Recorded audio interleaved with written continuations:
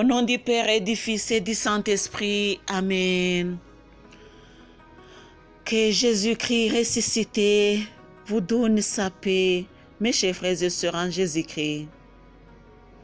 Je suis Marie-Louise et nous allons continuer ensemble la méditation du psaume 50.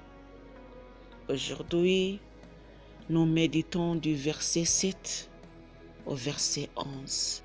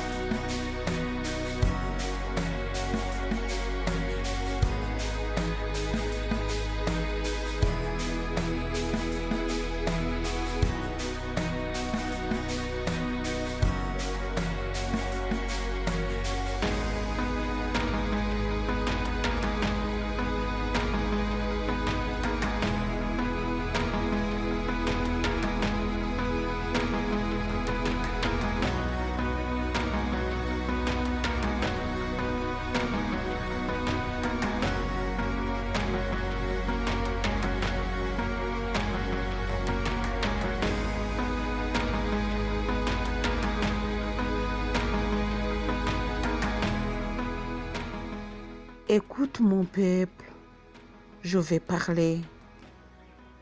Israël, je vais témoigner contre toi. C'est moi Dieu ton Dieu. Ce n'est pas pour tes sacrifices que je t'accuse.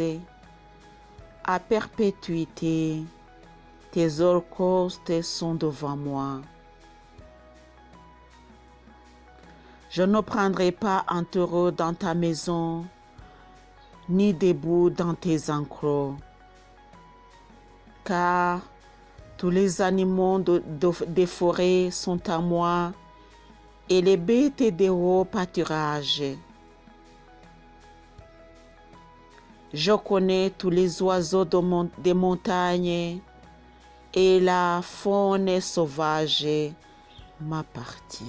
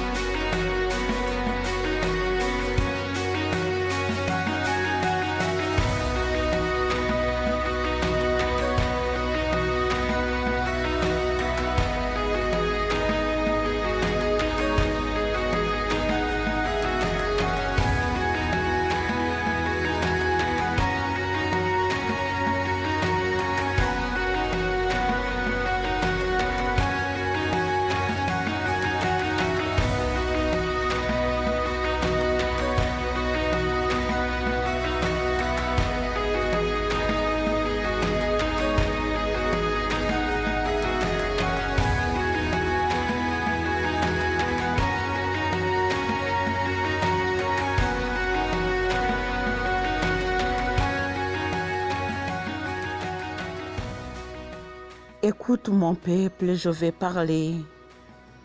Israël, je vais témoigner contre toi. C'est moi Dieu ton Dieu. Peuple de Dieu, le Dieu va parler, il va nous accuser de tout ce que nous avons fait. Quelquefois, nous faisons semblant d'oublier tout ce que nous avons fait. Mais soyons sûrs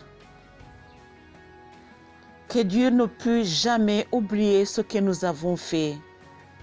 Seulement si nous demandons pardon, lui, il va tout effacer et commencer de nouveau avec nous. Mais si vous gardez silence et vous ignorez le Seigneur, il va venir vous juger, il va venir nous juger et il témoignera contre nous. C'est-à-dire qu'il va nous accuser. Comme Job l'a dit, qui peut être debout devant l'accusation du Seigneur?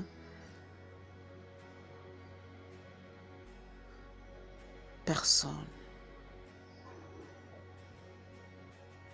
Personne. Personne qui peut se voir, se prendre debout, se tenir debout devant l'accusation du Seigneur, devant le jugement du Très-Haut. Personne.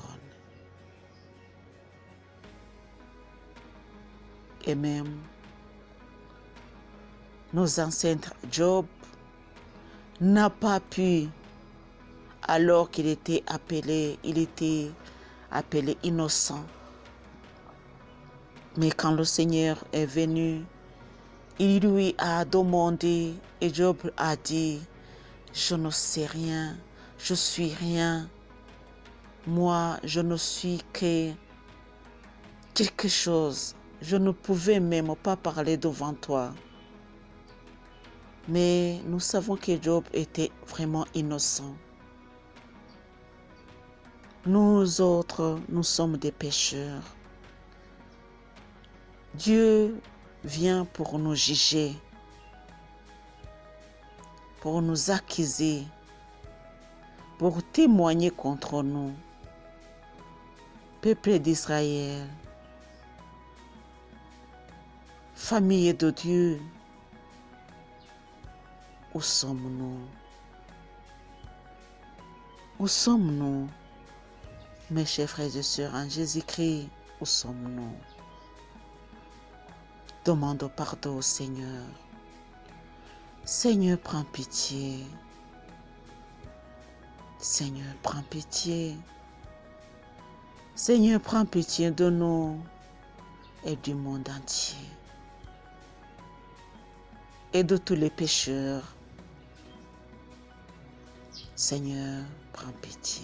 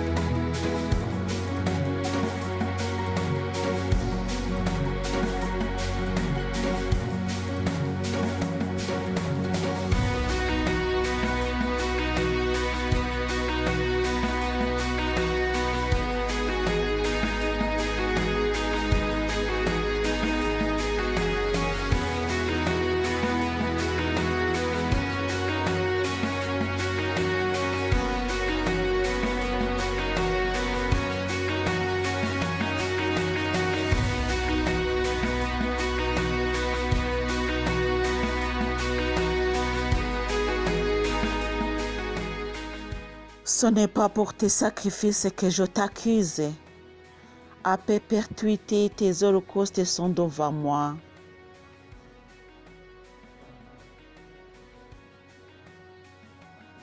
Le Seigneur a parlé. Il sait que tu offres des sacrifices et tes sacrifices sont devant lui. Mais ils sont toujours devant l'autel parce que tu ne pardonnes pas comme Jésus nous l'a dit. si tu offres tes sacrifices et que par là tu te souviens que tu as un problème, ça ne va pas avec ton prochain, laisse tes offrandes, tes sacrifices à l'autel et va te les concilier avec ton ami et puis reviens pour offrir. Mais nous ne le faisons pas puisque nous négligeons ce qui est écrit. Nous voulons offrir seulement, mais nous négligeons que nous devons pardonner, nous devons nous réconcilier avec ceux avec qui nous avons des problèmes. Et ça ne va pas. Et c'est devenu une haine entre nous et nos amis, et nous prétendons être chrétiens. Le Seigneur te dit, ce n'est pas pour tes sacrifices que je t'accuse. À perpétuité, tes holocaustes sont devant moi. Ils sont là, mais ils ne font rien parce que tu ne leur donnes pas la force de monter. Et la force de tes holocaustes sont dans ton pardon, dans ton cœur, dans ton effort que tu vas faire pour te réconcilier avec ton prochain. Mes chers, ça nous concerne. Pensons surtout comment nous pardonnons et comment nous prions. Nous ne devons pas réciter les prières, mais méditer sur ce que nous disons dans la prière.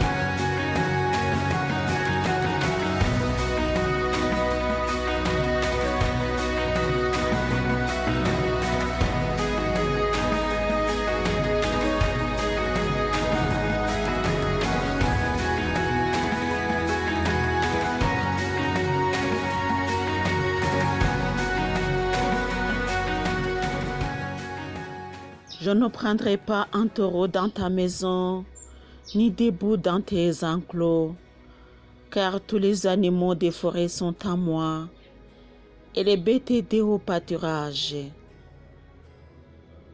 Je connais tous les oiseaux des montagnes, et la faune sauvage m'appartient.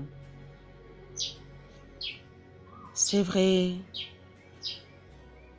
plusieurs fois nous offrons des sacrifices en pensant que Jésus va utiliser ces sacrifices et ces offrandes pour grandir. Nous pensons qu'il mange ces offrandes pour grandir, ce qui n'est pas vrai. Lui, il n'a pas besoin de nos offrandes. Il n'a pas besoin de nos sacrifices.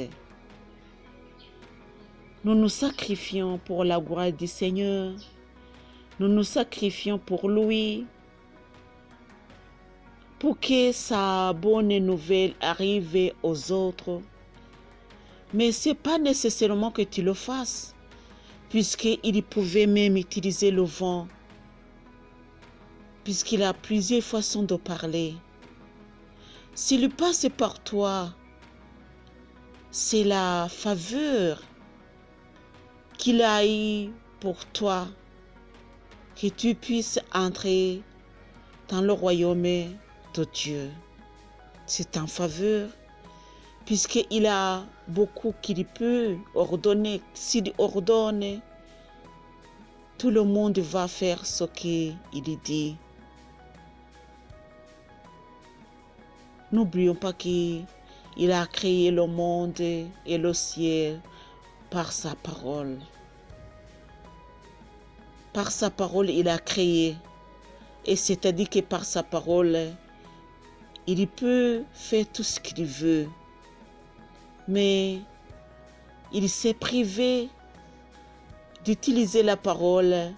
Il t'a donné la faveur. C'est pour ton bien qu'il t'a donné cette faveur pour que tu puisses prêcher, tu puisses aider les autres à aller vers lui. Le Seigneur te dit aujourd'hui, ce n'est pas pour tes sacrifices que je t'accuse. À perpétuité, tes holocaustes sont devant moi. Je ne prendrai pas un taureau dans ta maison, puisque j'en ai beaucoup. Mais si je te demande quelque chose, c'est pour ton bien. Chers amis, faisons la volonté de notre Seigneur pour notre bien, puisqu'il est notre Créateur, il est notre Père. À nous de penser à celui qui nous a mis au monde, qui nous a donné cette mission. Chers amis, prions et supplions le Seigneur pour qu'il puisse prendre pitié de nous. Seigneur, prends pitié. Seigneur, prends pitié. Seigneur, prends pitié. Par ton sacrifice, Seigneur Jésus, tu nous as sauvés. Deuxième mystère douloureux, c'est la flagellation. Jésus, aie pitié de nous. Ô Christ, prends pitié de nous. Christ, prends pitié. Au nom du Père et du Fils et du Saint-Esprit. Amen.